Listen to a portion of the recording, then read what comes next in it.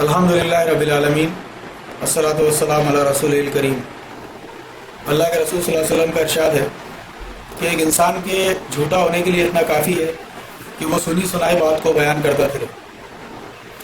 محترم ناظرین، ابھی چند دنوں سے آپ دیکھ رہے ہیں کہ برما کے مسلمانوں کی بے شمار تصاویر سوشل نیٹ ورک پر اپلوڈ کی جا رہی ہے۔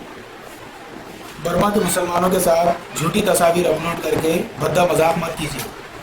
ہو سکتا ہے کہ جو لوگ یہ اپلوڈ کر رہے ہیں وہ اپنی دانش میں یہ سمجھ رہے ہیں کہ ہم بہت نیکی کا اور ثواب کا کام کر رہے ہیں، جبکہ وہ اس کے ذریعے سے اسلام اور مسلمانوں کو بدنام کرنے کی کوشش کر رہے ہیں نادانستہ طور پہ۔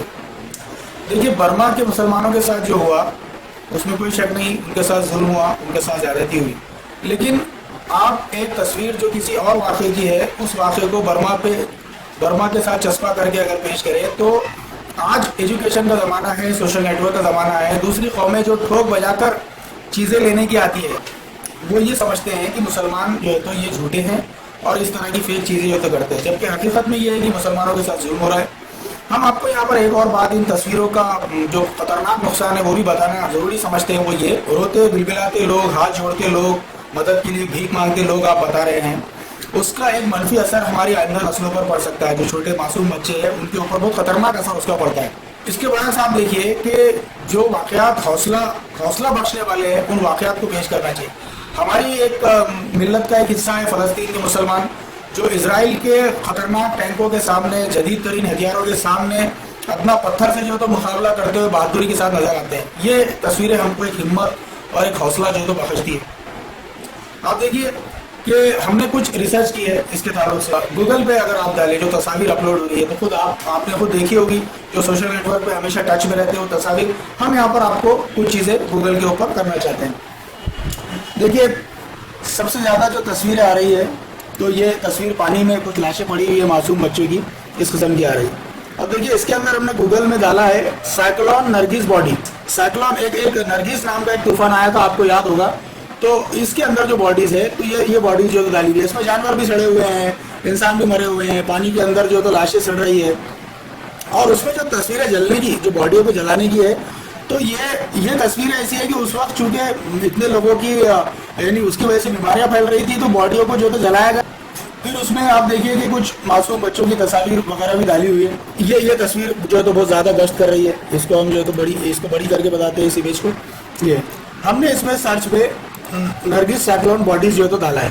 اسی طرح ایک دوسری تصویر بہت زیادہ جو ہے تو ڈالی جا رہی ہے، جس میں بہت ساری جلی ہوئی لاشیں جو ہے تو میدانوں میں بتائی جا رہی ہے، اور یہ جو ہے یہ لاشیں اصل میں نائجیریا میں گیس ایکسپلوژن ہوا تھا۔ یہ دیکھیے سرچ بار میں آپ دیکھیے، ہم نے یہاں پر نائجیریا گیس ایکسپلوژن ڈالا ہے۔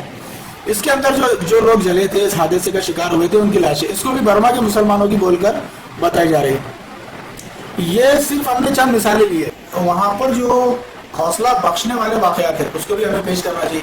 ایک انور نام کا شخص جس کا انٹرویو الجزیرہ نے بنایا، یوٹیوب پر ہے، وہ آپ دیکھ سکتے ہیں۔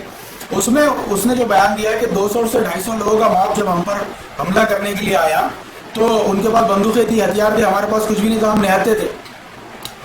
ان لوگوں نے یہ دیکھا کہ جب ہماری جان پہ بنی ہوئی ہے اور ہم کو جان بچانے کا اس کے سوا کوئی ذریعہ نہیں ہے کہ ہم مقابلہ کریں، تو وہ 100-200 کے مقابلے میں 40-50 لوگوں نے ان پر حملہ بھی کیا، اور انہوں نے اس بات کا اعتراف کیا کہ ہم نے اس میں 4 سے 5 لوگوں کو قتل کیا۔ ٹی وی کیمرہ کے سامنے اس نے اعتراف کیا کہ ہماری جان بچانے کے لیے، ہماری عزت عورتوں کی اور عصمت بچانے کے لیے ہم نے مقابلہ کیا۔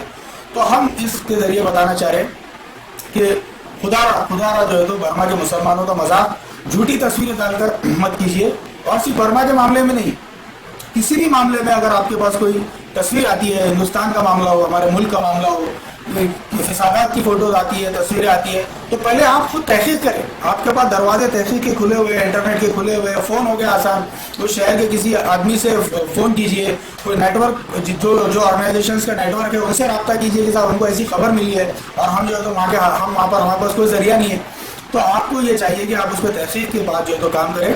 یہ ہماری آپ لوگوں سے گزارش ہے۔ اللہ تعالیٰ سے دعا ہے کہ اللہ تعالیٰ ہمیں کہنے سننے سے زیادہ عمل کی توفیق عطا فرمائے۔ آمین۔ وآخر دعوانا ان الحمدللہ رب العالمین۔